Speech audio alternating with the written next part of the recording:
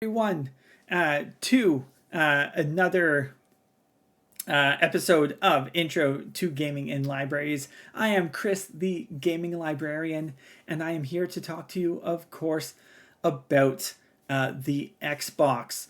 So last week I talked about the Nintendo Switch console extensively, and if you were looking to add any new gaming system and games to your collection, if you want to check that out at twitch.tv / Chris the Gaming Librarian. And then this week I'm covering Xbox.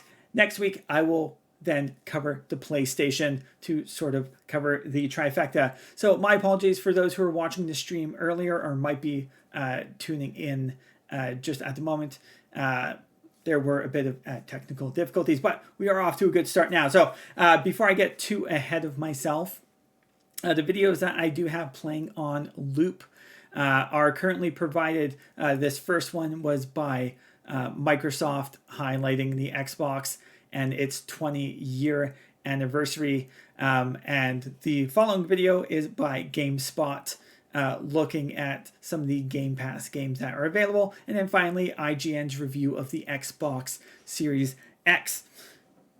So, in my 27 years of gaming, I can say honestly that for 18 of those, I've owned an Xbox in some iteration. Now, this is not to say that I am an Xbox diehard by any means, but rather to say that over the course of the 18 years, starting with the very first Xbox all the way up to the Series X, I can say that I've seen just the tremendous amount of work that Microsoft has put into building their console ecosystem, and can say that they have now in 2021 what is probably the best offer a library can invest in for a gaming console and a gaming collection and ecosystem.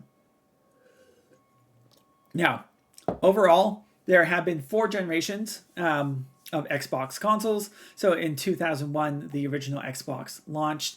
The follow-up to that, the Xbox 360, launched in 2005. Then in 2013, we had the Xbox One console launch. And then lastly, just in 2020, so last year, we had the Xbox Series X and S release.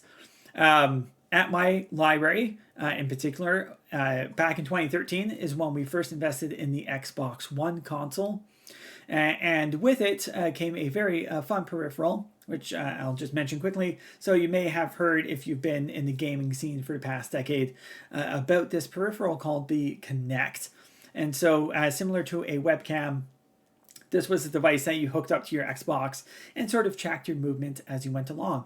And so when we put the Xbox with a TV screen and the Kinect into a dedicated corner of the library, which we aptly named the Teen Gaming Alley, the Xbox instantly became a hit because suddenly you had youth engaging with video games in non-traditional manners. It wasn't just youth sitting down with a controller like you would imagine on a chair and just their only movement ever being in the controller. Instead, what you had were youth actually getting up and moving and playing games like Boom Boom Ball or Dance Central or Just Dance, where they were up and moving and swinging their arms and moving their legs in non-conventional manners in terms of playing video games.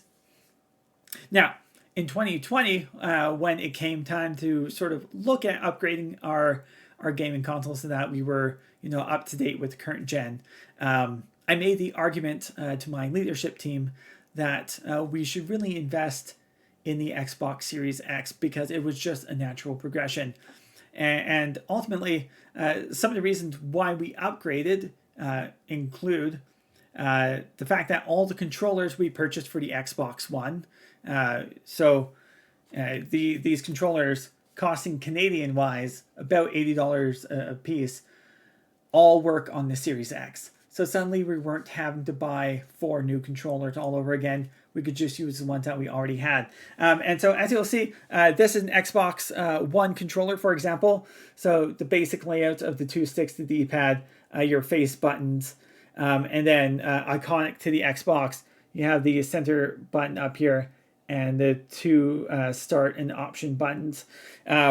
Whereas if you look at the Series X controller, there's not much difference. So between the two, if you hold them up side by side, you can see that they're almost identical. The only consideration given with the new Series X is now there is a dedicated share button right there, so that if you're doing any sort of streaming or gaming or want to capture a screenshot, the option is there.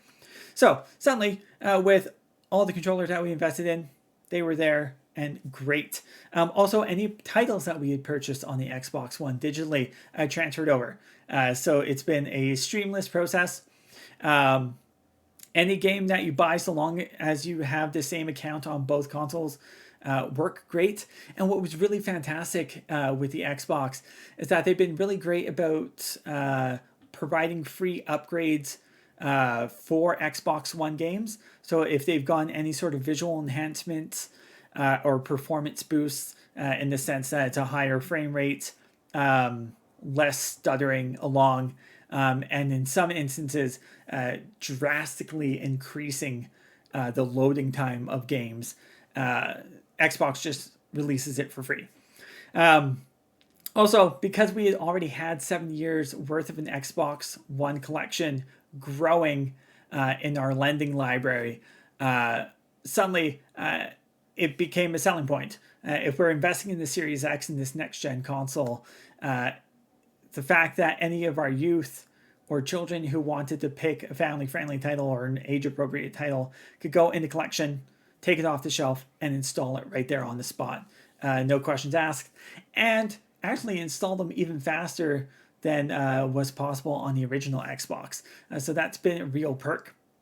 And then last but not least, and I will talk about this momentarily, but the Game Pass subscription is something, and the video was just playing in the background for it.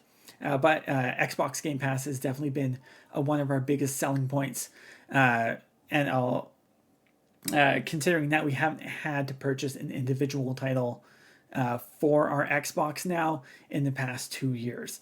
And so I'll talk in a little more detail, but definitely one of the biggest selling points. Now, aside from those selling points, the fact is that the Series X just seemed like a natural progression. It offered, as you can see in the background video, a more compact experience, and it's something that hopefully when our library opens up fully to the public again, our youth will get to experience and really enjoy. Now, through the rest of this program, I'll highlight the Game Pass subscription, and then I'll just talk about the general pros and cons of the Xbox itself, just to give you a heads up of what to expect. Going forward, if you do have any questions to ask, please do not hesitate. If you are watching along on twitch.tv, feel free to use the chat function and ask any questions that you may have or provide any feedback. I'm very open to making sure that I can answer any questions that may come up. So the reason I highlight Microsoft's Game Pass subscription is because I really do believe it's the perfect fit for public and school libraries. Even academic libraries, for example, if you have an active or interactive gaming collection. And so often referred to as the Netflix of gaming. Game Pass is a subscription service that Microsoft provides. So if you're in the States, it's about $14.99 a month, whereas in Canada, it's $16.99. But what they do is they have hundreds of titles that you can choose from.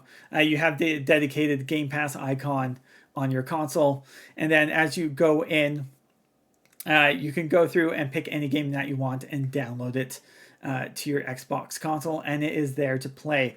Now, usually every 2 to 4 weeks, they will add a new batch of games. Any of their first-party titles, including Gears of War, Halo, Forza Motorsport, are permanent mainstays on their Game Pass subscription. But there's definitely enough variety that comes through. And best of all, especially for school and public libraries, there are a lot of family-friendly titles. So it's not just what you would think Xbox is known for. So very mature M-rated titles, shooters, ultra-violent games. But there are actually some really great family-friendly titles, including Overcooked 2. Super Lucky's Tale is a really awesome platformer with a cool little fox. The Sims 4, Minecraft, and especially popular with teens nowadays is Five Nights at Freddy's. And yes, it does have a T for T rating. With such an extensive backlog, for the fact that we're only paying $17 a month, I have not had to purchase any digital titles directly for our consoles in easily over the two and a half years that we've had the subscription service. And the nice thing is that once you've subscribed, whether you have an Xbox One console or an Xbox Series X, you can take advantage of this. Now, as I said, the subscription service is not free, so it does come at a cost per month basis, so $14.99 American or $16.99 Canadian. However, compared to new Xbox games that are now starting to cost as much as $70 American or $90 Canadian, you can see why paying $17 a month for hundreds of games versus $90 for one brand new Xbox One title is the way that we've gone at our library. And the fact is that this library of titles not only represents Xbox Series X games, but also Xbox One, Xbox 360, and even original Xbox titles. And often you will find that bigger name titles, especially Microsoft first-party titles, including Halo and Forza Motorsport, are available day one. So you're getting it at the exact same time as those who are walking into brick and mortar stores to pick up a physical copy. Now, library programming, because I know that's why some of you are tuning in or looking at the video. So in regards to the Xbox, and similar to the Nintendo Switch in some regard, I found a lot of great uses for the Xbox ecosystem of consoles in a variety of programs that I run. So as I mentioned before, naturally as a passive program in the background, what we've done is just set up the Xbox One in a dedicated section of our library, called it the Teen Gaming Alley, and all that youth simply had to do was come up to the desk, check out the controller using their library card, and they had that controller for 2 hours and could play whatever game they wanted to on the Xbox. And of course, the games that were already pre-installed were curated and age appropriate, so nothing higher than teen rating. And one advantage that I will give to the Xbox Series X over the Xbox One is the fact that it does come with 1 terabyte of internal memory, whereas the Xbox One, at least if you have the launch console edition of it, only had 500 gigabytes. Seems like a lot of space, but when your average game is anywhere between 50 gigs all the way up to 120 nowadays for a game like Halo, you can see how quickly 500 gigabytes worth of storage would fill up rather quickly. Outside of that, in terms of active programming, I've done Just Dance parties in the past. So Just Dance, I cannot speak highly enough of this series. Absolutely amazing. It originally required to connect, but they have since moved away, and now all you need is your phone. So you just download the Just Dance app on your phone, or any smart device for that matter, but ideally one that you can hold in your hand. And as you move along, it tracks your movement, and you can have up to 6 participants at a time playing this game, dancing, and having fun. We've also done co-op championships, so I've had fun running cooperative games like Overcooked, Moving Out. So think Overcooked, but instead of trying to move around the kitchen, you're trying to move furniture out of the house to a moving truck, and a lesser known game, but one that's equally as fun, called Towerfall, where you're simple premise, going around as an archer and trying to use a bow and arrow to take out other opponents. And so we've run that as a fun program. As well, in the past, I've also done DJ music challenges or karaoke, for example. And so using games like Fuser or Just Sing. So think of the vocal version of Just Dance. Again, you can connect with your phone. You can have up to 6 players, but you're singing into your smart device rather than dancing and moving around with it. And I've challenged youth to come up with their own music, their own jams to sing along with, to dance along with. And then lastly, as some of the funner challenges that I've done in terms of programming with my youth have been trivia challenges.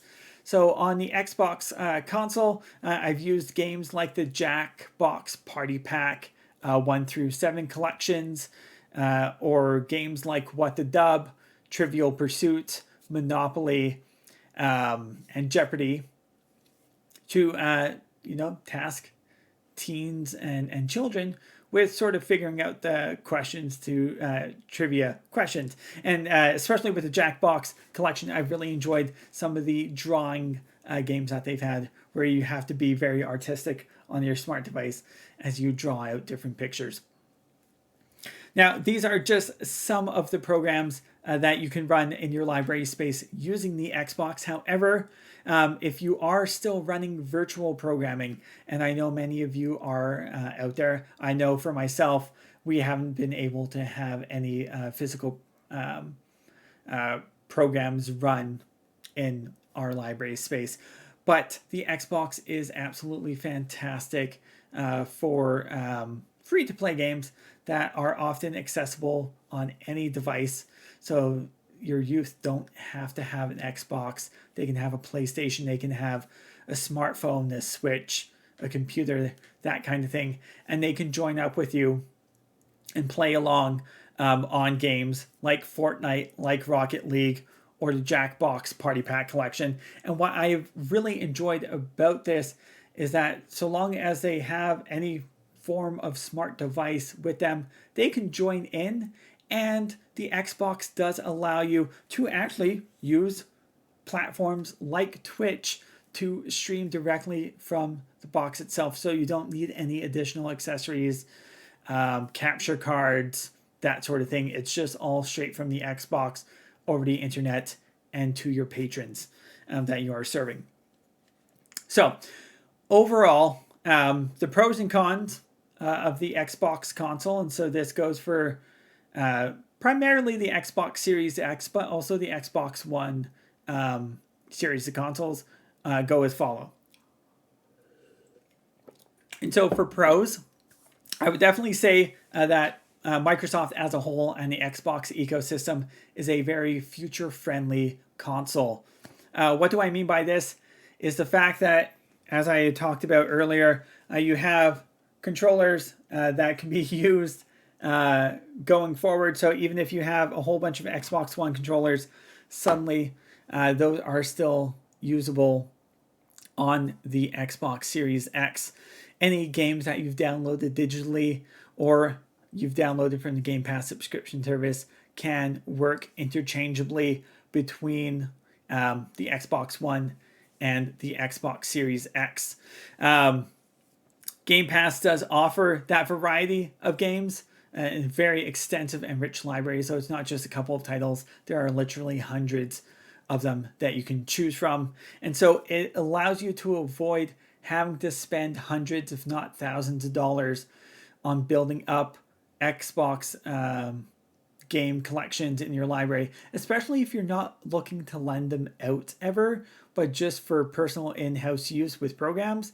There's almost no sense in not investing in Game Pass, especially with the value that it brings.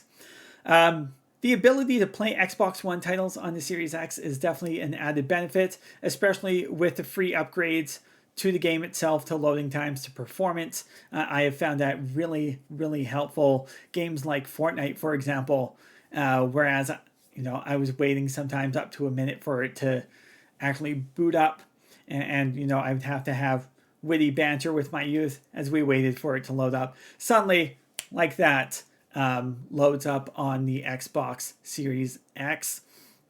If building a physical collection, though, I will admit the nice thing about Xbox, and I will give this selling point to PlayStation next week as well, is that if you are willing to wait 2 to 4 weeks, I find that most Xbox game titles, even first-party ones, will often drop $20, $30 in price. So long as you don't need the newest game right away, you can actually save a lot of money in the long run if you are looking to build that physical collection. It also allows for a wide range of free-to-play titles to be accessed. So things like Fortnite, like Rocket League, are all available for you to use and to play with together online with youth and the patrons that you serve, including families. And then lastly, as it is a bit in the beta phase, I didn't want to talk about it much, but certainly I've been taking part in the beta myself, and with cloud gaming becoming something that Microsoft has invested in with their xCloud service, meaning you can play Xbox games on any Windows 10, iPhone, or Android device without a need of a console. So this isn't streaming from an Xbox console that's already on. The xCloud service is letting you actually play games directly from servers that Microsoft have. And I truly believe that with more testing, with more future-proofing, this is definitely a future-friendly approach that Microsoft can take, and definitely something that libraries should be looking at when they're thinking of investing in a gaming ecosystem. The fact that you don't even need to spend $700 on a Series X anymore, but could potentially just use one of your work PCs and or for more portability, a tablet, to allow youth to engage and play on the cloud service, just making sure that you have a subscription to Xbox Game Pass Ultimate is a game changer, and one that will save hundreds, if not thousands of dollars for your library going forward. So definitely something to keep an eye out for. That is the Microsoft xCloud service. Some of the cons, because you can't have pros without cons, I will admit, is that the naming convention is a bit complicated. As you've seen throughout this stream, I've even gotten a bit tongue-twisted as I've gone along. And the fact is that you do have the Xbox Series X and Series S, which are the newest consoles. So the current gen consoles out right now by Microsoft, versus the Xbox One X and Xbox One S, which are last generational consoles. Again, naming convention, very confusing. The easiest way I can simplify it is that X tend to be the more powerful versions of these consoles. And if it has a series instead of a 1 before it, you are looking at the newest console versus last generation. These naming conventions can also be very confusing in a library system, especially when you're looking to either spine label the titles if you're circulating the Xbox games, and definitely for any cataloging purposes. I know at our library what we had to do, especially for the spine, is any Xbox One titles, we use the abbreviated version of XB numerical 1, and then for our Xbox Series X titles, what we've had to do on the spine is simply put S or XSX for Xbox Series X. Now, that being said, the titles and the cases themselves are a bit friendly, and they will always list at the very top whether they are for Xbox One, or only for Xbox Series X. Most titles nowadays are still available for both consoles, but going forward, you might find in your collections that there's a shift towards games that are only available for this generation of console. Building a collection from scratch can be quite costly, just because you do tend to have to buy a broader range of titles to serve a broader demographic. Nintendo, by comparison, which I covered last week, tends to be a smidge bit easier, because really, if you're really wanting to build a basic collection, you're looking at your Mario, you're looking at your Zelda, and for Xbox, there are some staples that you do want to invest in, without saying. So your Halos, your Forzas, your Gears of War titles, any sports titles also tend to run excellently on the Xbox series of consoles. But outside of that, you may want to do some research. And then lastly, and this has been a problem not only for the Xbox Series X, but also for the PlayStation 5, which I'll talk about next week, is the fact that supplies have been tough. Just due to the pandemic and worldwide chip shortages, it has become increasingly difficult to get your hands on the next gen or current gen consoles, so the Xbox Series X and PlayStation 5. But as I said, and as I've highlighted throughout this stream, do not fret, because there is still a lot of cross-generational gaming occurring, and Microsoft has been very future-friendly in that sense, where even if you can't get a Series X, it doesn't mean that you are limited in what games you can play. Even if it's a brand new title coming out, it's releasing on the Xbox One as well as the Series X. Now, that ends it for me today. However, again, feel free in the chat if you want to ask any questions about the Xbox Series X. You're more than welcome to. You can also follow along and rewatch these videos at twitch.tv/Chris the Gaming Librarian or youtube.com and just search up Chris the Gaming Librarian. If you do check out my Twitch channel, I also have a Discord channel that I am running where I update it with cool daily gaming news finds that I come across. And in future, I'm looking at doing a 5-minute quick segment every Tuesday and Thursday, just talking about cool gaming news and trying to keep everyone up and knowledgeable in the gaming world. And now I did have a fun question in the chat coming from Fade. So how do you get your hair so curly? So not necessarily Xbox related, but I'll close off on this fun question. My answer to you is that I don't know. I simply shampoo, dry my hair, and it does its own thing. That's the joys of curly hair. It has a mind of its own. So thank you everyone for tuning in and for future viewers of this video. Again, apologies for any technical issues that occurred at the beginning of the stream for viewers who are watching. And I would like to give credit to Microsoft and two gaming sites, IGN and GameSpot, for the videos that I have been using and previewing in the background during this stream. Please feel free to come out next week on Wednesday at 7 p.m. to look as I examine the PlayStation ecosystem of consoles, mainly talking about the PlayStation 4 and PS5.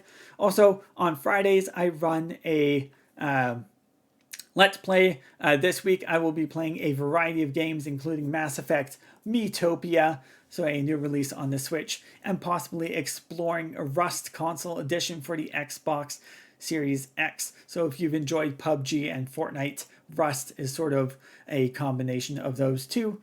And then on Mondays, I have a new game review. And next Monday, I will be reviewing Nintendo's Miitopia. Thank you for tuning in, and I hope to see you next Wednesday.